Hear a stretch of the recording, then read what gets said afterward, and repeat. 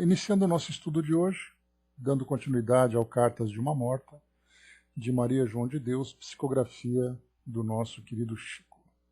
Brás perguntando aqui, a mãe do Chico parece ter alertado a ele a missão dele em resgates em uma enorme dívida. Brás, eu não vi nada até agora daquilo que foi lido, né, sobre os temas apresentados na carta, já que dizia respeito à experiência dela no mundo espiritual. Sobre ele, propriamente, não sei te dizer. Se tiver alguma outra informação, aí você traz aqui que a gente debate para conhecer um pouco mais. Mas sobre ela avisando para ele da missão dele, eu não conheço não. Vamos aguardar. Então pode ser um pouco mais para frente, se essa informação vier aqui nesse livro, que nós estamos então estudando. Muito bem, vamos lá, meus amigos. Nós vimos aqui então nas mensagens anteriores, né, do nosso Cartas de uma Morta, Maria João de Deus, um Chaconete, bom dia.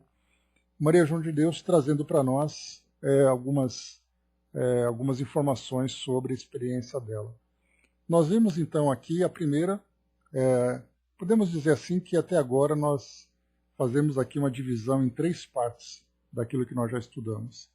A primeira parte ela conta sobre a desencarnação dela, a experiência dela de despedida, de angústia, de dificuldades, né, da sua desencarnação. Na segunda parte nós falamos sobre a conscientização dela dessa realidade do mundo espiritual, nas primeiras orientações, nos primeiros contatos que ela fez no plano espiritual. A terceira, a parte mais emotiva para ela, provavelmente, foi o contato com a mãe, né? Então, com quem ela tinha ali tinha laços muito profundos, e desses laços, então, né, desse sentimento que elas nutriam, o medo que ela tinha acabou se dissipando, né? Porque nós vimos aqui, eram os meus temores, as minhas esperanças, os meus afetos, a minha longa saudade. Enfim, tudo ali estava nos meus prantos de imensa alegria. E aquele ente querido que na terra para mim fora o anjo do amor maternal, também se sentia no império de grande emoção.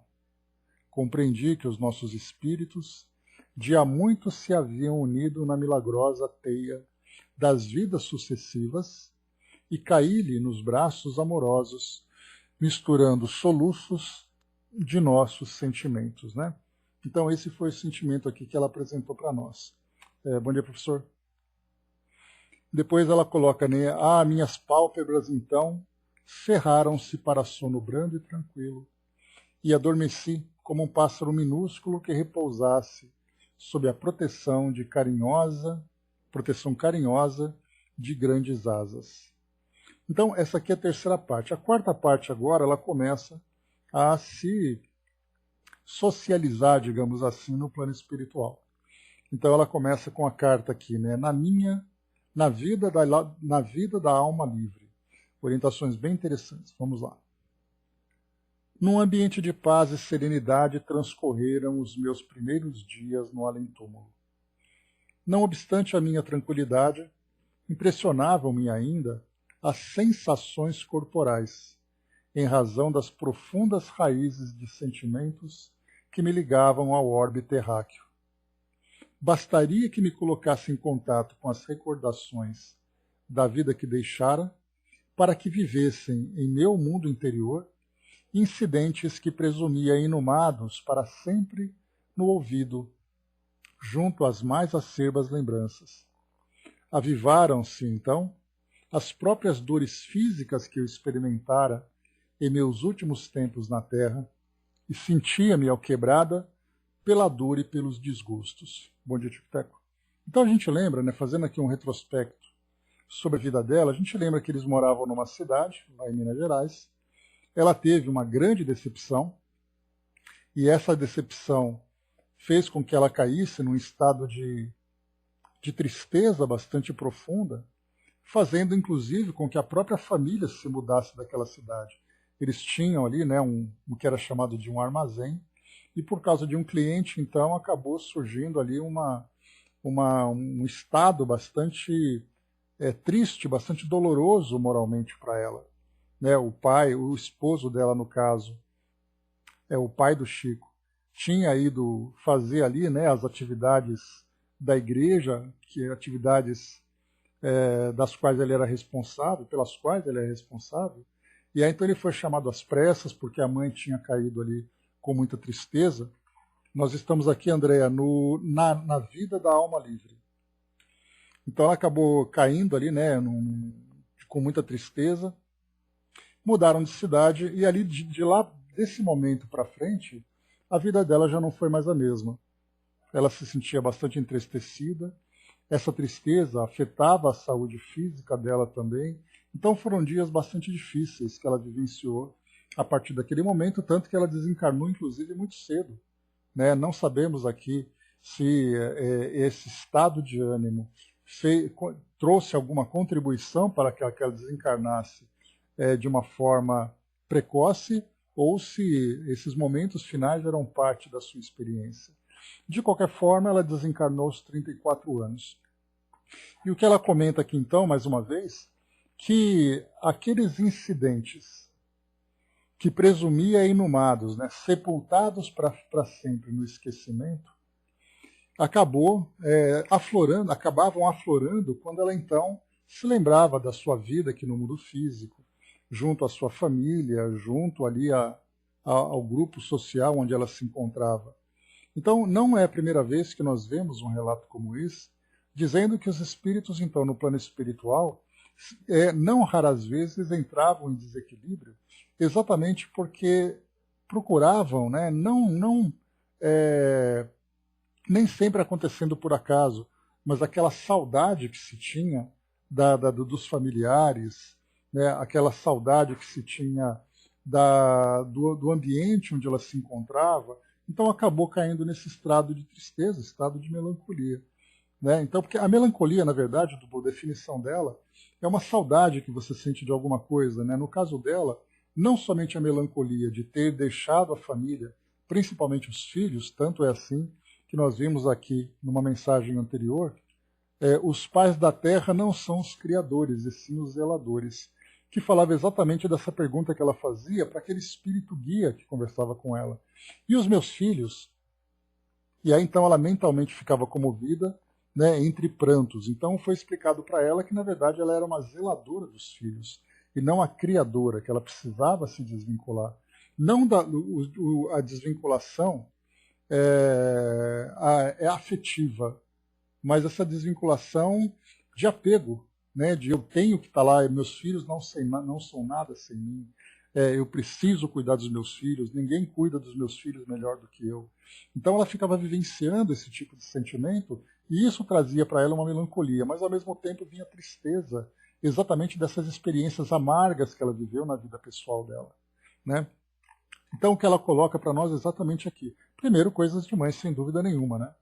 Então por isso que ela coloca para nós aqui, nesse trecho, que, olha só, mais uma vez, não obstante a minha tranquilidade, porque ela sendo um espírito que, embora não tivesse o entendimento do mundo espiritual nessa última existência, porque ela professava uma crença que não explorava o mundo espiritual, mas, ao mesmo tempo, ela era uma mulher de muita fé, muito devotada na crença que ela tinha, fazendo com que ela se tornasse um espírito muito bondoso.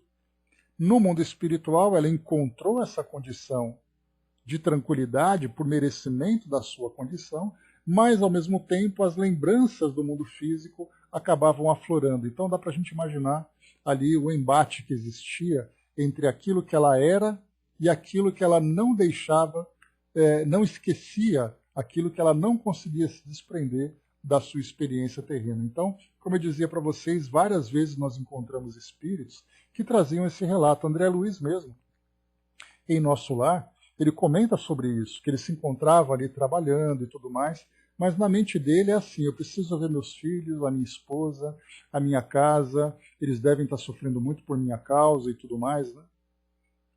E ele insistia, né, e os espíritos amigos lá, não me lembro exatamente quem era, né, se era Lilísias ou se era o ministro que conversava com ele, dizendo, né, que ele não era o momento, mas ele insistia até que foi então concedida a oportunidade dele fazer aquela visita ao seu lar terreno, o que fez com que ele caísse ali num grande desequilíbrio, a ponto de trazer para eles aquelas impressões que ele vivenciou durante tanto tempo naquele estado de perturbação no umbral. A mesma coisa aconteceu no Memórias de um Suicida, os espíritos ali também ficavam preocupados, sofrendo. Jerônimo, o personagem principal que trazia isso, porque ele sofreu demais também. Então, estar no mundo espiritual, mas com a consciência ainda presa na realidade material, traz para o espírito então esse conflito. Agora a gente pode imaginar, extrapolando um pouco mais agora essa condição de Maria João de Deus, aqueles espíritos que desencarnam em desequilíbrio e, ao mesmo tempo, continuam presos com a consciência no mundo terreno. Provavelmente André Luiz vivenciou isso, ele não traz esse relato para nós, mas provavelmente ele vivenciou isso durante aqueles quase 8 anos, em que ele então vivia aquele estado de perturbação e ainda querendo voltar para a sua realidade física, potencializando aquilo que ele já estava vivenciando. No caso dela, ela tinha ali o ambiente tranquilo, o amparo, o apoio que ela precisava, mas ela intimamente não conseguia se desprender. Né? Esse padecimento do quê, Dudu? Me explica melhor, por favor. Então, o que nós vemos aqui nesse caso é exatamente aí, né? Na vida, né? Por algo que mexeu com ela assim. Né? Então, isso, o que ela vivenciava exatamente com aquele cliente. Né? Então, aquilo, porque a gente percebe, né, que foi um momento capital para ela. A partir daquele momento, a vida dela não foi mais a mesma. Ela adoeceu, ela enfraqueceu, ela entrou naquele estado de tristeza. Mesmo assim, ela continuava ali, né, tentando fazer com que os filhos recebessem ali, né, todos os cuidados como mãe que ela era, mas intimamente ela já não era mais a pessoa. Exatamente, né? Então, quer dizer, ela provocou nela uma ferida moral que não se fechava. Então, isso no mundo espiritual continuava ainda viva. Essa ferida continuava aberta no mundo espiritual. E para isso, então, nós temos, né, o trabalho de perdão, de auto-perdão, de resignação, de seguir em frente, coisa que não é fácil, que ela não estava conseguindo fazer nesse momento. Avançando um pouco mais aqui, então, próxima questão, próximo tema. Na vida do além, o pensamento é quase tudo. O remorso do passado, espíritos que vivem esse remorso, muitas vezes levando para algumas existências, 2, 3 existências, 3 encarnações ali, continua vivendo. Né? Joana de Ângeles, inclusive, fala bastante sobre isso, a respeito da depressão, que muitos espíritos que reencarnam e desenvolvem uma depressão inexplicável é resultado exatamente daquilo que o espírito continua trazendo aquela chaga viva e aberta que não se fecha mesmo de uma encarnação para outra. É o estado de culpa, é o remorso. Por isso que os espíritos dizem para nós que a culpa e o remorso são dois tipos de dor que nós vivenciamos, nós de modo geral, que são muito difíceis de serem tratados. O espírito sozinho, muitas vezes, ele precisa de uma reencarnação terapêutica para que ele possa passar por um esquecimento para começar depois a sua reconstrução, de tão difícil que é. Então é como se ele viesse para cá para passar por um estado de anestesia temporária. E aí então ele vai reestruturar a sua personalidade, reestruturar o seu psiquismo, para depois voltar e dar continuidade no enfrentamento que ele precisa, de tão profundo que é o efeito desses 2 tipos de sentimento, de tão complexos e graves que eles são. O Tico colocou, né, são raros os que já acordaram lá pulando de alegria. De fato são, exatamente porque, né, Tico Teco, é uma característica do mundo que nós vivemos. Quando Jesus coloca para nós que a felicidade não é desse mundo, né, e a gente entende essa colocação mostrando que o mundo de provas e expiações é um mundo de desafios. E muitas vezes, nesses desafios, nós voltamos para o mundo espiritual ou com os objetivos parcialmente alcançados, ou muitas vezes os objetivos fracassados. E aí então você volta para o mundo espiritual sem ter aquela grande expectativa. Então são pouquíssimos os espíritos que chegam no plano espiritual dizendo: fiz o que eu precisava fazer. Missão cumprida, me sinto feliz, me sinto liberto. Mas a grande massa que nós olhamos para o mundo hoje, basta a gente olhar pelas janelas, pelos televisores, na sociedade onde nós vivemos. Qual é a condição das pessoas que estão aqui? São pessoas muito apegadas à matéria, pessoas infelizes porque não conseguiram conquistar a tal da felicidade que eles tanto almejaram, que era uma felicidade ilusória, frustrações afetivas, sentimentos ainda bastante endurecidos. Ele volta para o mundo espiritual para comemorar o que exatamente? Exatamente, essa porta larga, é essa porta que todo mundo passa com grande facilidade. Porém, ela tem o seu preço. Essa porta larga sempre vai trazer para nós ali aquela dificuldade para que nós, nos libertemos de todas essas facilidades que o mundo propõe para nós. Mas a gente só vai ter essa consciência de quais são essas facilidades e quais são exatamente ali os esforços necessários quando nós fizermos essa grande transformação moral que nós precisamos. E para isso nós dependemos do esclarecimento, do amadurecimento espiritual. Nessa condição em que nós estamos agora, nós, sociedade planetária, ignorando completamente a realidade do mundo espiritual, vivendo em torno das sensações que o mundo propõe para nós, como é que a gente vai pensar num estado de felicidade, num estado de plenitude? Para isso, nós precisamos viver essa plenitude agora, porque o espírito que chega feliz do outro lado, chega pulando de alegria, Tico-Teco, é aquele espírito que se sente realizado agora, dentro das conquistas morais. Porque é uma continuidade. Essa mesma plenitude que ele sente agora, ele sente no plano espiritual, ele tem consciência. A gente pode imaginar, por exemplo, o próprio Chico, que após aqui a sua existência, de muitos sacrifícios, mas eram sacrifícios que ele tinha consciência do seu objetivo. E ele chega no mundo espiritual, então, recebido como um espírito que cumpriu a sua missão. No nosso entendimento, muito bem cumprida. Para outros espíritos vão dizer: você cumpriu bem, parte daquilo que você se propôs a fazer. Porque ele era um espírito encarnado no mundo como o nosso, tendo também as suas limitações, as suas dificuldades. Mas certamente aquele espírito que foi recebido no plano espiritual, como aquele espírito, aquele indivíduo que trabalhou em prol do seu próprio desenvolvimento. Esse sim conseguiu alcançar. Então tem esses nomes conhecidos, tem aqueles anônimos que viveram bem as suas experiências. A Angelina colocou, quero chegar lá, trabalhar em um campo de flores. Pois é, existe aquilo que a gente quer e existe aquilo para onde nós somos designados, Angelina? Eu também tenho os meus planos, mas aí a gente vai chegar do outro lado, recebe um tapinho nas costas, que bom que você quer isso. Mas vamos em frente. Você tem outras coisas para fazer. Aquele que cuidou bem da mala, aquele que conseguiu compreender esse sentimento de resignação, de perdão. Porque se ele chegar do outro lado, Tic-Tac, com essa ideia da mala, significa que ele suportou.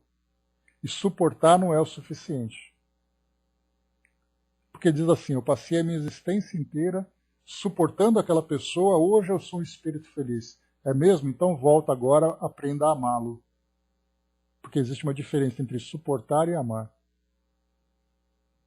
André colocou, o Hermes colocou em cima, reconcilie-te com seu adversário enquanto está com ele. Nessa passagem a gente fala da relação entre as pessoas. Mas nós temos ali, Hermes, vários elementos. É o indivíduo com ele mesmo, é o indivíduo com seus semelhantes, é o indivíduo com os compromissos que ele está vivenciando. Então, cada um ali tem o seu aspecto a ser trabalhado. A André colocou, gostaria de saber a oportunidade de trabalhar com crianças. Seria tia de muitos. Depois você voltaria e colocaria tia Andréia psicografando para vocês, Andréia?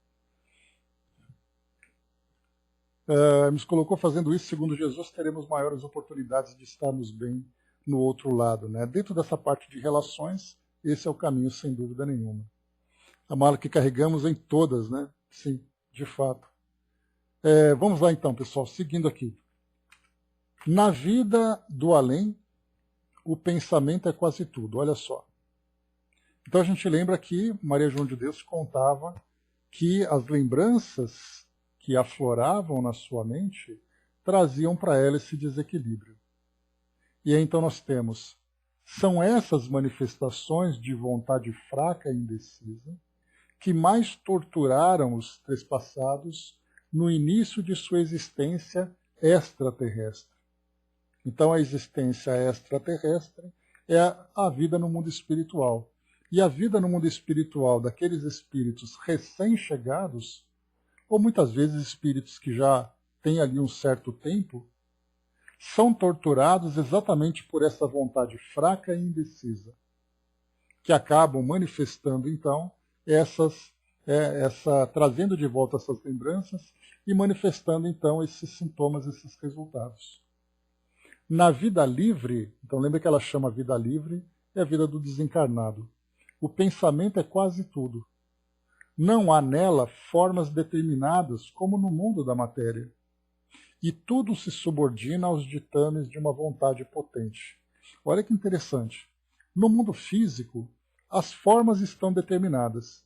A matéria que foi construída à nossa volta, ela independe do nosso pensamento, porque elas são construídas com matérias sólidas. Já no plano espiritual, a mente potente ela é capaz de criar esse ambiente a partir da manipulação desses fluidos que nós, então, estamos estudando. Então a gente imagina, intimamente o espírito vive os seus tormentos e em torno de si ele plasma a sua realidade. E várias vezes nós já vimos relatos de espíritos que criam ambientes em torno de si a partir dessa vontade potente, sem que ele tenha consciência, porque ele não faz isso porque ele quer. Ele faz isso porque ele simplesmente está condicionado a pensar daquela forma. É aquilo que nós estudamos de um espírito. Qual é a aparência de um espírito? É a aparência daquilo que ele acredita ser. Não é necessariamente aquilo que ele quer ser. Porque depois que o espírito já está habituado no plano espiritual, as suas vontades, as suas ideias estão bem organizadas, ele pode então direcionar a sua vontade para se apresentar na aparência que ele deseja ser reconhecido. Mas para um espírito que não conseguiu alcançar esse estado ainda, ele não pensa naquilo que ele quer ser. Ele é aquilo que ele acredita ser. Então ele tem aquele pensamento que quando ele se encontrava no mundo material, ele tinha aquela aparência, ele tinha aquelas características. Quando ele chega do outro lado, ele vai se olhar no espelho e se ver daquela forma. Porque é aquilo que ele acredita ser. E nesse caso, quando o espírito se encontra em desequilíbrio, a mente dele traz também ali características distorcidas da sua realidade. Por isso, então, o pensamento é quase tudo. E essa vontade potente, consciente ou inconsciente, lembrando que essa vontade potente e inconsciente é aquilo que o espírito não consegue controlar, é simplesmente aquilo que ele acredita. E isso traz para ele uma grande tortura. Dificuldade à concentração mental. E ela continua. Meus parcos conhecimentos a respeito do espírito e de suas possibilidades dificultavam minha concentração do poder mental num objetivo definido, o que auxilia sobremaneira os seres recém-libertos da carne a compreenderem a vida que os rodeia. Olha que interessante essa colocação dela.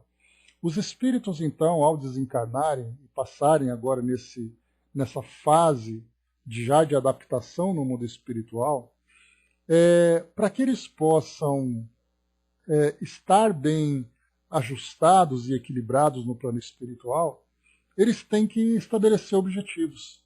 A gente via que André Luiz, então, saindo de nosso lar, quando ele começa ali a partir de os mensageiros, missionários da luz, a gente já mostra um espírito adaptado no mundo espiritual e com propósitos. Nesse caso era o propósito de aprendizado, o propósito de trabalho, então ele já está focado num caminho que ele quer percorrer. O que Maria João de Deus coloca para nós, que esses pequenos conhecimentos que ela tem do mundo espiritual e esse desequilíbrio interior que ela vivenciava pelo fato de não conseguir se desprender da última existência que ela teve e passar por todas essas aflições, não permitia a ela que ela traçasse objetivos para que ela pudesse se desenvolver nesse momento da sua existência. Então, seria mais ou menos assim. Aqui mesmo no nosso mundo físico, Imaginemos que nós vivemos assim com pessoas que estão na seguinte condição: passam por depressão profunda, passam por desequilíbrios emocionais. Aí você vai dizer para ela: poxa vida, mas sai desse estado, vai trabalhar, vai estudar, saia com outras pessoas. A pessoa vai ficar apática dizendo: eu não consigo. Tudo aquilo que eu vivenciei continua me torturando. No caso de um rompimento de uma relação, né, vai viver coisas diferentes, sai com seus amigos, busca alegria na vida, a pessoa fala: não consigo, eu só consigo pensar naquilo que me tortura. E outras tantas situações que nós temos. Então as pessoas vão perdendo ali aquela vontade de fazer as coisas, vontade de se transformar, muitas vezes até a vontade de viver. Porque aqui no mundo físico nós encontramos aqueles que têm vontade de acabar com a vida. Mas a gente lembra sempre que nem sempre a vontade dele era de cometer o suicídio, de se destruir. Mas é procurar fazer com que aquela dor que ele está sentindo pare. Por isso que muitas vezes o suicídio ele é mal compreendido. A pessoa não quer acabar com a vida.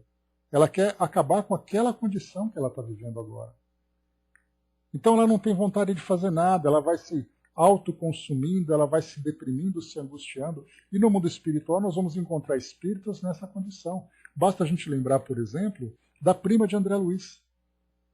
Vocês se lembram, né, que... Não, a prima de Lísias, desculpem. Elcio, bom dia. A prima de Lísias, que tinha ali desencarnado como noiva, e ela estava noiva, ela não conseguia fazer nada a não ser pensar no noivo. Como é que alguém pode dizer para ela: olha, nós vamos te levar para uma atividade para você trabalhar, para você fazer alguma coisa feliz? Qual era o resultado dela? Qual era a resposta dela? Eu não quero, eu não consigo, eu quero viver aquilo.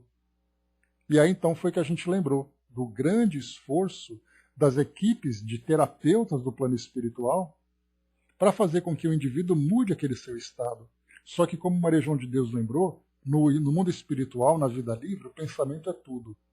Então não é tão simples assim como nós imaginamos. Muito mais complicado e muito mais intensas são as emoções. Dudu trouxe para nós, né, uma mensagem, muito obrigado. Os que chegam no plano achando que a sua mala, a sua consciência fala mais alto, às vezes leva na sua mente o vazio existencial, onde a sua falta com o que foi realizado no orbe, em que esse ser viveu, não trouxe nada na sua vida terrena. E com certeza não levará nada na sua vida espiritual. Passando por situações sofredoras, onde a mala que foi citada, nada nela foi levada, mesmo querendo dizer ou colocar que foi algo. Portanto, a moral estará sempre conectada na consciência e na mente de cada um que vive na sua morada. Porque na verdade, a mala vazia foi levada e nada se fez aqui para preencher, meu amigo. Né? Então, aquilo que o Tico Teco colocou, recadinho para você, Tico Teco, mostrando exatamente, né, que nessa mala, eu acho que interpretei errado aquilo que você colocou, né, que a ideia que a gente coloca é exatamente da bagagem que nós levamos para o mundo espiritual. Então, essa bagagem de experiências, de conquistas, de benefícios que criou para si próprio ou para o outro, né? Como lembra aquele ditado, né? Da vida nada se leva, a não ser a vida que a gente leva. Então esse pensamento traz exatamente essa realidade, porque nós não levamos nada que a vida propõe para nós aqui, mas é a forma como nós vivemos a vida que vai trazer esse resultado. Então essa bagagem moral vai ser exatamente a bagagem das conquistas morais, do nosso desenvolvimento moral, do nosso desenvolvimento intelectual. E aqui o amigo coloca para nós exatamente isso, né? Que muitos espíritos chegam no plano espiritual olhando para trás, e como lembra a irmã Sidufo, o maior drama que um espírito vivencia é chegar no mundo espiritual, olhar para trás e perceber que perdeu tempo. Então a perda de tempo é algo muito doloroso depois do mundo espiritual. Aprenda a discernir e compreender das situações que levam na melhora de cada reflexão trazida ao estudo primoroso que se faz aqui, né? Então, bom dia, dona Miriam. Então, essa experiência que nós vemos aqui de Maria João de Deus, a intensidade, né? Eu vejo agora uma ligação com o que você colocou, Tic-Teco, né? Porque exatamente, né, esse presente e esse passado que vão se acumulando dentro de nós, chega no mundo espiritual e o espírito ele vai se ver de acordo com aquilo que ele viveu, exatamente dessa bagagem do mundo espiritual. Então, o seu passado e o seu presente vão refletir nessa realidade no plano espiritual. Porque aqui nós somos movimentados, nós somos aqui estimulados constantemente por atividades que dizem respeito, por exemplo, à nossa sobrevivência. Então você é praticamente obrigado a fazer as coisas aqui para você trabalhar, para você estudar, para você fazer alguma coisa, você depende disso. Do contrário, você vai viver mendigando na rua. Na mendicância, né? Então, você é forçado pela própria força das coisas a se movimentar aqui no mundo físico. Mas há aqueles espíritos que fazem por obrigação. Quando chega no mundo espiritual, o que você fez da sua vida? Eu sobrevivi. Quer dizer, sobreviver não é o suficiente, o espírito precisa se desenvolver. E é aí que a gente tem, então, que olhar exatamente o bom aproveitamento das experiências que nós temos aqui, daquilo que nos foi programado, que a nossa realidade já mostra isso, né? Aquilo que foi programado, nós virmos para cá e voltarmos como espíritos melhores. E, ao mesmo tempo, criarmos oportunidade para o nosso desenvolvimento. Eu não preciso ficar apenas dentro daquele script. Eu tenho capacidade de ir além daquilo que me é programado. Né? Bom dia, dona Miriam. Vamos em frente. Então, dificuldade de concentração. Vimos aqui, então, como a importância desse poder mental nesse objetivo definido. Se o espírito não tem condições de se desprender do seu passado, ele não é capaz de olhar para o seu futuro. E esse objetivo definido trata exatamente desses ajustes e adaptações e desenvolvimento que ele pode alcançar no mundo espiritual. A Andrea tinha colocado aqui em cima, né? Me lembrei da rainha de Old. Ela imaginava as joias, a beleza, a roupa, mas estava muito apegada. Então, como funciona, né? Se era um espírito que não acreditava em nada, só nela mesma pode fazer isso? Né? E o que nós vimos nela também, né, Andréia, não era apenas aquilo que ela imaginava em termos da sua realeza. O que a gente lembra é que ela se imaginava ainda como encarnada. Embora, claro, ela tivesse consciência da sua desencarnação, mas ela acreditava que a sua personalidade no mundo espiritual deveria ser a mesma que ela tinha aqui no mundo físico. Que colocado para nós também, compreenda, meu irmão, que você pode refletir, e isso é muito bom para ti, para que os que estão aqui e para nós daqui. Não leve isso como melindres, só queremos mostrar que a nossa vivência como seres espirituais, que já passamos por muito do que foi realizado, né, em vida atual sua. Né? Então, quer dizer, aquilo que nós vivemos agora já foi vivido por eles. Né? Então, eles estão, vamos dizer assim, estão uma volta na nossa frente. Então, aquilo que nós vamos encontrar, eles já encontraram também. A iniciação no além. Então, aqui a gente vai ver. Então, esses dois temas que nós estudamos até agora, tanto de dificuldade de concentração, que foi esse último, e vida do além, na vida do além o pensamento é quase tudo, Maria João de Deus e a vida na alma livre, né? Na vida da alma livre. Esses três tópicos que nós estudamos falam essencialmente do pensamento, dos pensamentos e dos sentimentos daquele espírito recém-chegado, ou daquele espírito que, embora já tenha chegado há algum tempo, persiste naquela mesma condição. Então, aqui o que ela traz para nós de um modo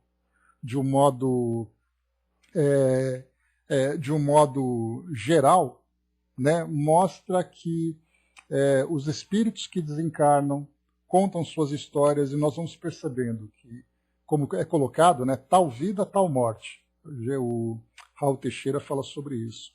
E nesse tal vida, tal morte, aquele que o espírito teve em vida, ele terá continuidade depois no plano espiritual.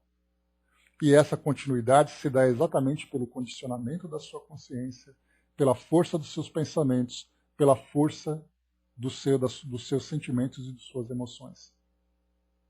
Então, dessa forma, nós observamos que é necessário que nós comecemos, desde já, promover essa transformação para que a gente possa já ver a nossa vida de um modo produtivo, ver a nossa vida de um modo sempre progressivo, sempre positivo, porque essa positividade e esse pensamento construtivo vai refletir exatamente na nossa realidade no outro plano. Aqui, então, a iniciação do além. Valeu, professor. Francelina, né, Adriano colocou para nós. Obrigado, Adriano. Estamos conversando, estamos aprendendo, estamos debatendo. Seja sempre bem-vindo. E continue conosco, como sempre. A iniciação do além. Francelina, o espírito boníssimo que me servira de mãe. Então, Dona Francelina era a mãe de Maria João de Deus, a avó do Chico. Obtivera permissão para acompanhar-me na iniciação da existência espiritual. E foi guiada por sua meiguice que ingressei nas regiões misteriosas, que a morte nos descerra em outros planos. Então, através, né, dessa orientadora, porque praticamente, né, o que o André Luiz teve na amizade de Lísias, se nós nos lembramos, né, foi exatamente com ele que André Luiz começou a conhecer a colônia, conhecer pessoas, conhecer atividades, né? Então aqui o que nós tivemos foi Francelina, a Dona Francelina, conversando então estando mais próxima de Maria João de Deus. Então ela teve permissão, olhem isso, né? Então não é assim, eu quero. A verdade é, eu posso.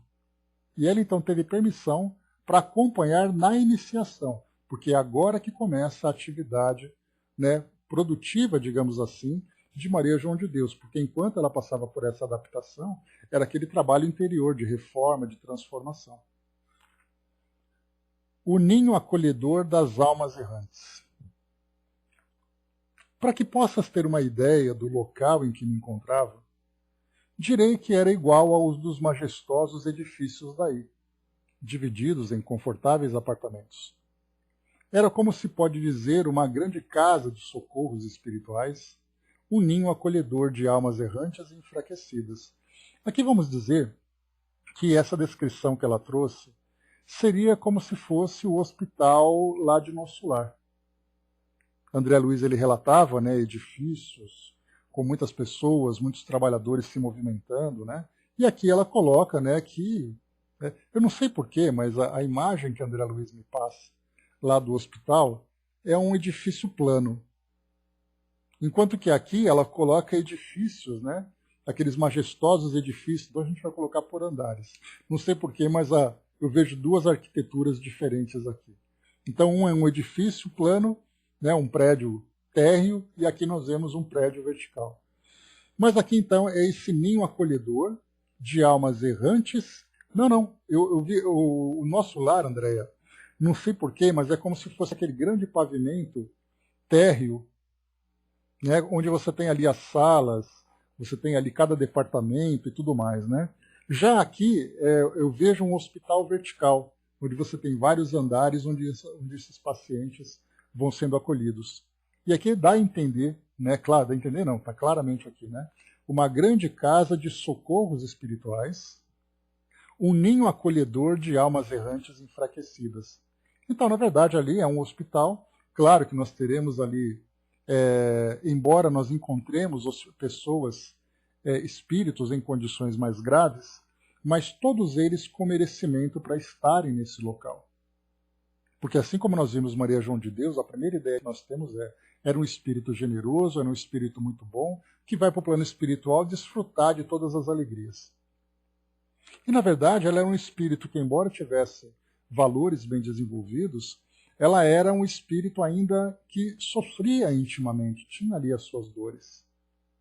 Que nós vimos, né, as dores pelas angústias, as dores pela separação e tudo mais. E nós podemos dizer que nesse mesmo local nós encontraremos pessoas mais sofridas ainda que ela, embora fossem pessoas boas. Mas boas, porém, enfraquecidas nas suas nos seus pensamentos, nos seus sentimentos. E aí, então, elas eram acolhidas aqui. Então, nesse grande edifício, nós podemos encontrar vários departamentos. Para aquelas pessoas mais graves, para aquelas pessoas menos graves, aqueles centros de reabilitação, ambientes de socialização, enfim. Essa é a imagem que me vem de uma estrutura como essa. Havia ali solicitude, zelo e amor fraternais. Muita coisa existe que não se parece com os objetos da Terra. Porém, lá vive algo que pode servir de formas intermediárias entre um e outro. Aí nós já estudamos, né, também outras oportunidades dos equipamentos, das estruturas que tem no plano espiritual, que há aquelas estruturas que são completamente desconhecidas, e também há aquelas que têm ali certa semelhança com o que nós utilizamos aqui no mundo espiritual. A elevação para a verdade e para a perfeição. Num espaçoso recinto, cujo teto era a abóbada estrelada do infinito, nos reuníamos para orar. Era ali que, em sagrado recolhimento, ouvíamos extasiados as mais sublimes lições dos mestres, os elevados espíritos que nos visitavam e que, como guias consoladores, orientavam o nosso pensamento para concepções grandiosas do universo, confrontando-nos em nossa fraqueza e ensinando-nos a vida excelsa da verdade. Então essa descrição já mostra a rotina que se tem naquele local, ou que se tinha naquele local. Essa rotina, então, lembrando que Maria João de Deus, ela desencarnou em 1915, o Chico nasceu em 1910, aos 5 anos, então, a mãe dele desencarnou em 1915, e em 1935 o livro foi publicado. Então, 20 anos depois. Então, aqui nós já começamos a ver uma rotina. E qual era dessas rotinas? Qual era essa rotina? Uma delas era exatamente estar em contato com esses espíritos elevados que sempre traziam essas lições através ali de exposições, de palestras, de trocas de ideias. A gente pode imaginar esses grupos de terapias coletivas, de exposições, sempre trazendo essas ideias mais elevadas. Conforme foi colocado para nós, orientavam o nosso pensamento para as concepções grandiosas do universo, confortando-nos em nossa fraqueza e ensinando-nos a vida excelsa da verdade. Olha a diferença que é. É como se nós pegássemos uma grande universidade e nós encontrássemos aqueles alunos que estão no último ano, e no último ano, né, de estudos, e eles tinham então uma matéria muito diferente daqueles alunos no primeiro ano. Alguns já recebiam aquelas ideias muito mais avançadas, outros aquelas ideias básicas da realidade do mundo espiritual. E, ao mesmo tempo, nós podemos encontrar em outros ambientes do plano espiritual, em outras esferas do plano espiritual, aqueles espíritos ainda numa condição menos evoluída. E aí, então, o que adianta você falar das grandes concepções, né, das grandiosas concepções do universo, se os espíritos ainda estão apegados ainda às dificuldades do mundo terreno? Observem que os espíritos, então, só podem levar essas novas ideias, essas ideias mais elevadas, para aqueles espíritos que estão em condições de absorvê-las. Do contrário, não adianta você querer falar da extensão do universo, da grandiosidade de Deus, para aquele espírito que está sofrendo porque ele deixou ali a família para trás. Ou para aquele espírito que traz uma grande culpa. Então nós veremos ali trabalhos terapêuticos, porque esse tipo de tarefa que nós vemos aqui não deixa de ser um trabalho terapêutico, mas que traz ali trabalhos que trazem conteúdos diferentes de acordo com o estágio evolutivo de cada um. É essa mesma realidade que nós encontramos aqui, no mundo físico. Cada espírito, no seu estágio evolutivo, no seu grau de desenvolvimento intelectual, será capaz de absorver um conteúdo compatível com a sua condição.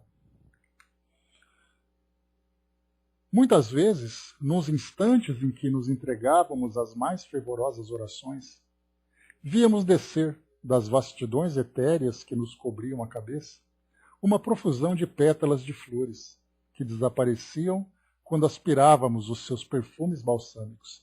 Várias vezes nós já vimos espíritos relatando isso, né? Sempre naquela condição de vibração mais elevada, sempre naqueles espíritos que são acolhidos por esses espíritos enobrecidos, né? Sempre vem essas pétalas como um símbolo exatamente dessas chuvas de bênçãos do mundo espiritual. Bom dia, Didima. Explicou-me certo espírito evoluído que esses eflúvios aromáticos eram as emanações do benefício da prece, que elevávamos aos páramos da perfeição e que, a eles remontando, voltava aos nossos corações, saturados do amor das almas benditas que, por seu saber e suas virtudes, se tornavam colaboradoras diretas da onipotência divina. Então, também aqui reforçando aquilo que nós já trazíamos. Então, nós vamos lembrar que André Luiz, quando ele trouxe para nós essas mesmas informações, lá para 1939, 1940, em 1935, Maria João de Deus já trazia isso.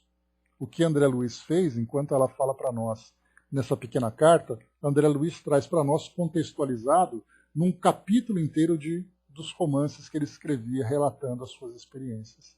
Mas mostra exatamente isso, que essas pétalas, essas vibrações que chegavam do plano superior para envolver aqueles espíritos naquele plano, era o resultado, na verdade, de um intercâmbio. Então, o espírito fazia a sua prece, os seus pensamentos se elevavam, entravam em sintonia com os pensamentos superiores e, em retribuição, vinham esses fluidos mais elevados. E é o que nós vivenciamos também. Aqui no mundo físico, embora nós não tenhamos essa materialização aqui em torno de nós, é exatamente o efeito da prece. E vários irmãos espirituais, Joana, Emmanuel, André Luiz e outros tantos espíritos, falam para nós exatamente isso, da importância da prece. Quando nós realizamos aquela prece com um pensamento elevado e bem sintonizados com o plano espiritual, nós recebemos esse benefício, embora de uma forma invisível, mas envolvidos por esses fluidos com essa mesma qualidade, com essa saturação de amor dessas almas benditas que nos atendem. Essas preces individuais, como também essas preces coletivas. O símbolo radiador da alma divina. Em muitas ocasiões, afigurava-se ouvir músicas estranhas e de ritmos desconhecidos, que nos embalavam na sua harmoniosa carícia. Às vezes parecia-me deslocada na sua vibração, acompanhando-a no seu interminável caminho, vendo então no céu um coração dourado e resplandecente de luz, cujas pulsações enchiam de melodia todo o universo como um símbolo radioso e sagrado. Aqui ela usa uma poesia para falar exatamente isso, que através dessas músicas e das sintonias, né, que cada um estabelecia nesse momento, né, de concentração, fazia exatamente que tivesse essa percepção de ver o universo com outra perspectiva. Então você poderia olhar para o espaço e ver as estrelas. Mas aí, poeticamente, a gente coloca: você olha para o espaço e vê as estrelas, você olha para o céu e vê o universo. Olha a diferença poética que existe entre os dois. Então, esse estado de espírito faz com que você olhe além da matéria, mas você vê exatamente a grandiosidade. Eu me lembro de uma letra, de uma música de uma banda de rock, em que o autor, o vocalista, dizia assim: eu vejo Deus no sorriso da minha filha. Então, nessa letra, a gente percebe exatamente que quando você olha, que você pode olhar, mas não significa que você vê. E é através dessa sintonia que nós começamos a contemplar o mundo espiritual, ou o mundo à nossa volta, exatamente com esse olhar mais harmonioso, esse olhar mais amoroso, e até mesmo conseguindo ver Deus nesses símbolos, e não simplesmente ver os objetos espalhados no espaço. Os olhos de ver, né, Marion? Hosanas, salmos, hosanas, hinos de felicidade intraduzível escutávamos, comovidos, transportados de esperança e de inenarráveis alegrias. Muitos dos sábios mentores que nos acompanhavam aproveitavam-se desses ensejos para mentalizarem seus nobilíssimos pensamentos, transmitindo-nos mensagens que, por instantes, ficavam maravilhosamente grafadas na eterizada tela do infinito e eram generosos apelos ou profundas exortações que calavam no mais íntimo dos nossos espíritos. Esse tipo de descrição que ela traz para nós é, a princípio, inimaginável, porque a gente vê a nossa realidade aqui ainda material e a gente se vê no plano espiritual, fazendo aqui uma analogia geográfica, enquanto Maria João de Deus estava no plano espiritual, olhando para o alto, vendo essa realidade à sua volta, nós estaríamos no plano espiritual olhando para baixo, preocupados com as coisas que acontecem no nosso mundo. Até mesmo as nossas expectativas, né, que quando chegar no mundo espiritual eu quero trabalhar nessa área para estar junto dos encarnados, ajudar os encarnados, não pela caridade que se desenvolve em nós, mas por atividades que nos chamam a atenção. Então imaginemos hinos de felicidade intraduzível. Escutávamos comovidos, transportados de esperança e de inenarráveis alegrias. Inenarráveis. Como é que você pode explicar esse tipo de alegria? Eu me lembro de um livro que eu li, não me recordo agora que livro, nem que ano, nem quem é o autor. Mas eu me lembro de uma passagem, né, que eu já comentei com vocês, que ele dizia assim, que muitos espíritos chegam no plano espiritual, eles não suportam um ambiente como esse, por incrível que pareça. Não tem aquele ditado popular que diz assim, né, que quando eu morrer, eu prefiro ir para o inferno do que para o céu, porque para o céu é um tédio, né, vendo ali os anjos tocando harpas, e para o inferno tem balada todo dia. Então, mais ou menos com essa ideia.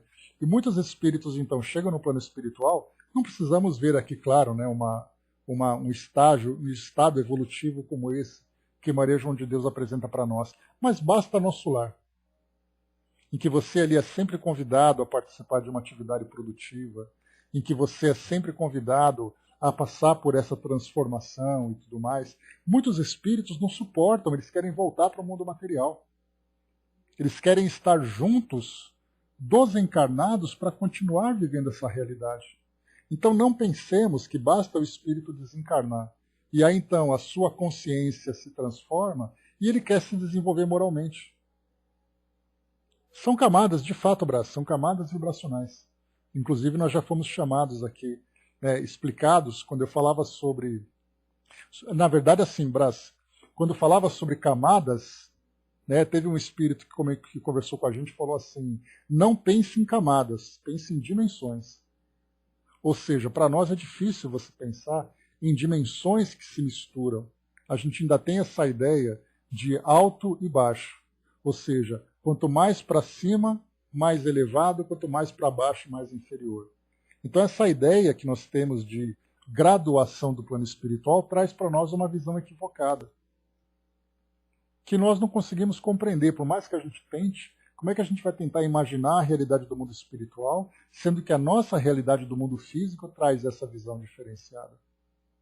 Então, na verdade, são planos que coexistem em dimensões diferentes, por causa exatamente dessas vibrações, dessa densidade.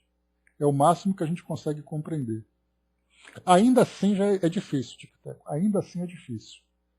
Porque é muito fácil a gente falar, não, são dimensões diferentes por causa de vibrações. Será que a gente entende exatamente o que a gente está dizendo? De qualquer forma, é o mais perto que a gente consegue chegar, né? A primeira negativa abaixo dos nossos pés, a segunda positiva acima da crosta. Pois é, então assim, é difícil. Cada um vai trazer uma interpretação de acordo ali com o nosso entendimento, né? Mas somente estando lá que a gente vai compreender de fato. Mas enfim, eu dizia para vocês então que não são todos os espíritos que simplesmente chegam no plano espiritual e desejam vivenciar isso tudo. Para nós, por exemplo, que somos estudantes da doutrina, para nós que temos essa vontade de transformação, é claro que a gente vai chegar no plano espiritual quando do nosso retorno, com o coração aberto e disposto às melhores realizações em nosso benefício e em benefício daqueles que estão próximos. Porque é uma predisposição que nós apresentamos. Mas para aquele espírito que não quer, ele vai chegar no mundo espiritual, ele quer voltar, ele fica rebelde. E aí então ele retorna para o mundo espiritual e fica aí vivendo a sua realidade, vivendo a sua vida. Então não é simples assim. Você chega do outro lado e você se transforma. Você continua sendo quem você é. No caso dela aqui para nós, ela traz então esse ambiente onde ela se encontra, onde ali, né, muitos sentimentos elevados, pensamentos elevados, aquele sentimento de conexão com as esferas mais elevadas, né, então, com as vibrações mais elevadas. Né, então, essa é a realidade que ela traz para nós. A maravilhosa aprendizagem. Foi-me dito depois que tais ocasiões propiciavam esses fenômenos singularmente belos, porquanto se aproveitava a vibração síntese de todos os nossos pensamentos reunidos em prece como grande coeficiente de força plasmadora. Olha que interessante essa colocação dela. A gente lembra que Kardec, no Livro dos Espíritos, ele dizia, né, que a prece solitária, a prece individual, ela tem o seu efeito, mas a prece coletiva, ela tem um poder muito maior. Porque são várias pessoas que juntas formam aquele feixe de vibrações elevadas, fazendo com que então essas vibrações se tornem muito mais intensas. Exatamente, Brás. Então, o que ela é colocado para nós aqui é que esses fenômenos, então, que eles sentiam, né, de grande prazer, de grande alegria, de inenarrável alegria do plano espiritual, aquele sentimento de amor pleno, de fé, de vibrações elevadas, na verdade, tudo isso, na verdade, é o resultado desses pensamentos reunidos em prece, como grande coeficiente de força plasmadora. Ou seja, tudo aquilo é resultado daquele esforço coletivo, que na verdade já não é mais esforço, mas daquele ato coletivo, em que todos juntos entram em prece. Aqui me faz lembrar agora, saindo um pouco dessa dimensão mais elevada e voltando para a nossa realidade terrena, no nosso estudo que nós fizemos do livro Libertação. Quando então a jovem Margarida, muito adoecida por um processo obsessivo gravíssimo que ela sofria, ela então foi levada à igreja pelos seus familiares. André Luiz acompanhou, né, esse cortejo, porque ela não estava sozinha, os obsessores foram juntos, e lá dentro da missa onde acontecia, André Luiz então trouxe para nós aquelas observações, em que ele dizia que as pessoas estavam de corpo presente, mas mentalmente dispersas, cada um pensando na sua dificuldade, no seu problema. E somente uma pessoa que mostrava uma luminosidade, porque ela se encontrava de fato concentrada naquela relação com o mundo espiritual. E é o que nós vemos hoje, né? Nós vamos, por exemplo, num casamento, num culto. Então as pessoas participam mecanicamente daquele evento, mas mentalmente elas não estão presentes. Imaginemos num casamento onde muitas pessoas que nem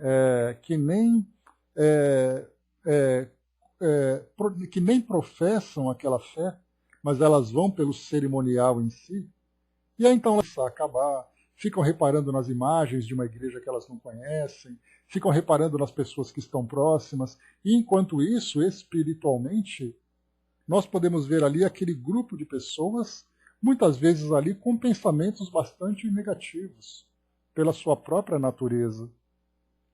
Então, como o pensamento e as vibrações são elementos que para nós são muito abstratos, e nós não conseguimos ainda, no plano espiritual é diferente, principalmente num ambiente como esse, em que o esforço coletivo, ou melhor, o ato coletivo, faz com que isso proporcione a todos essas vibrações, e todos eles sentem com muito mais intensidade. Porque enquanto nós temos o nosso corpo físico como um mata-borrão, e não nos permite sentir essas vibrações com tanta facilidade, ou muitas vezes com grande dificuldade, nós simplesmente não reconhecemos as vibrações. Tanto que você faz ali um círculo de conversas, você participa de uma atividade social, muitas vezes ali com gosto bastante discutível, mas ninguém está preocupado, porque o que vale para nós são as sensações físicas.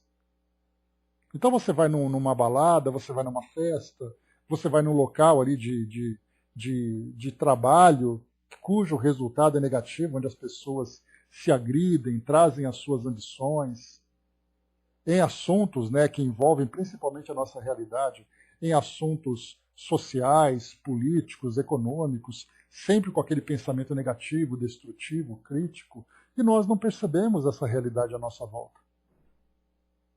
No plano espiritual é diferente. O espírito, quando ele então se envolve nessas vibrações inferiores, automaticamente ele entra em sintonia e vive essa realidade. E nós aqui na matéria ignoramos. Mas é bom que nós saibamos disso, porque esse comportamento equivocado será, no plano espiritual, a causa de resultados desastrosos e de grande sofrimento para os espíritos. Para todos nós, no caso, né? E ela continua. Espetáculos indescritíveis contemplados na vida errática e as mais proveitosas lições ali eram colhidas. Desse meio é que muitas almas regressam ao mundo terreno, ricas de conhecimentos para ascender os archotes guiadores da humanidade. Olha só então, né? Ali então é o ponto de partida daqueles missionários que chegam aqui até o mundo físico, trazendo para nós exatamente essas tochas de conhecimento para acender esses archotes. Nesse lugar, a educação intelectual e o aprimoramento das possibilidades sensíveis são o principal escopo de todas as atividades da criatura. Assim como tendes vossos livros, que representam o repositório de vossa cultura, há também uma substância que retém os grandes pensamentos das almas nobres. Nenhuma lição fica, pois, perdida, e todos os espíritos procuram assimilar a essência desses profundos ensinamentos. Eu já li num outro livro, também não me recordo, que falava exatamente, né, do acesso que os espíritos que podiam, que tinham liberdade de ação naquele local, naquela colônia, de acessar esses pensamentos. Então, da mesma forma que nos livros nós temos os registros, hoje, né, saindo já aqui já no século XXI, nós temos áudios, vídeos, livros, né, temos todo tipo de mídia que armazena esse conhecimento. No plano espiritual, há também uma substância, que ela não descreve para nós aqui, que retém os grandes pensamentos das almas nobres. Então nós podemos falar também de bibliotecas, de videotecas, né, ou seja, ambientes onde a cultura, e não apenas a cultura, né, a cultura de conhecimento científico ou conhecimento histórico, mas também aquela cultura moral, onde nós temos oportunidade, então, de ter esse contato. Onde foi que nós lemos? Deixa eu lembrar aqui. Nós estudamos um livro em que os espíritos... Vamos ver se vocês me ajudam. Miriam, eu acho que foi, na verdade, naquele livro daquela trilogia que nós estudamos, do Juventude Interrompida, e tinha segundo, onde falava no ambiente do plano espiritual, onde os espíritos estudavam a história de Jesus, mas não a história de Jesus da perspectiva humana, mas exatamente ali o repositório dos pensamentos dessas almas nobres que testemunharam aquele evento. Semeador da Esperança, né? Embora fosse um livro de ficção, né? Porque eram ali situações criadas para trazer aquele espírito, né? Mas mostra exatamente isso. Então você via a história de Jesus, você via a história da humanidade a partir dos pensamentos armazenados daqueles espíritos que testemunharam esses eventos. Olha que coisa mais linda. Imaginar que você vai até o local e você entra em sintonia, então telas grandiosas começam a mostrar aquilo que os espíritos viram. É como se eu pegasse a minha mente, as lembranças da minha memória, e projetasse para vocês. Só que nesse caso não são memórias tão tóxicas como um ser encarnado, né, como eu, mas na verdade são pensamentos nobilíssimos desses espíritos elevados. Quando você pensa, por exemplo, na criação do nosso planeta, na criação do universo, na história da humanidade, e você vê isso acontecendo, que é o que ela relata para nós. Jovens Semeadores de Esperança, né? Muito legal esse livro. Então, por isso ela coloca, só para a gente reler e terminar aqui, espetáculos indescritíveis contemplados na vida errática. Não, nós lemos, Tico e Teco, no estudo do Espiritismo Net Jovem. Fizemos o estudo, Flávio e eu, e nós estudamos o Juventude Interrompida, e depois esses Jovens Semeadores da Esperança. E relatava algumas experiências no plano espiritual, que tem essa imagem para a gente ter uma ideia de coisas que funcionam do lado de lá. Então, mais uma vez, rapidinho então aqui, né? Nesse lugar, a educação intelectual e o aprimoramento das possibilidades sensíveis são o principal escopo de todas as atividades da criatura. Assim como tendes vossos livros, que representam o repositório de vossa cultura, há também uma substância que retém os grandes pensamentos das almas nobres. Nenhuma lição fica, pois, perdida, e todos os espíritos procuram assimilar a essência desses profundos ensinamentos. Todos os espíritos procuram assimilar. Ou seja, todos os espíritos que estão naquele local, que fazem parte daquela comunidade, se interessam por esses profundos ensinamentos. Mas se pegasse, vamos dizer assim, essa biblioteca, e você colocasse numa esfera inferior, onde espíritos ainda ligados ao mundo material tivessem oportunidade de acessar e conhecer, eles iam. Porque simplesmente são assuntos que ou eles não se interessam, ou eles não têm ainda condições de assimilar. Porque não basta você ler aquele pensamento, ler no sentido de leitura mesmo, né? Ler aquele pensamento. Mas é importante você ler e assimilar, porque aquilo faz parte agora da sua essência. Portanto, não é apenas uma questão de você ler e conhecer. É mais ou menos igual a gente faz hoje. Você lê a Bíblia, ok. Mas significa que você põe em prática aquilo que está sendo colocado na Bíblia? Para nós é a melhor referência. Para esses espíritos, não. Lá, então, essa leitura, ela sempre tem objetivo. E esse objetivo é sempre bem aproveitado. Então, meus amigos, é isso. Próximo encontro nosso, a ilusória nutrição dos espíritos. Olha só, né? Vamos mudar de assunto, porque enquanto ela coloca para nós sobre o pensamento e o ambiente onde ela se encontra, para a sua instrução, o próximo agora, a ilusória nutrição dos espíritos. Os espíritos se alimentam? Veremos aqui então, no nosso próximo encontro na semana que vem. Então teremos a ilusória nutrição dos espíritos, Assembleia das Almas Livres das futilidades terrenas, a preparação às lutas futuras, o lar terreno entrevisto do além e por aí vai, outros temas maravilhosos aqui para o nosso aprendizado. Então é isso, meus amigos, mais uma parte, nós estamos aqui só para a gente fazer aqui uma organização. Nós estamos aqui na carta número... na carta número 30. Nós temos ainda 124 cartas. Na verdade, nós temos 124. Já lemos 30 cartas. Temos, portanto, 96 cartas para ler ainda.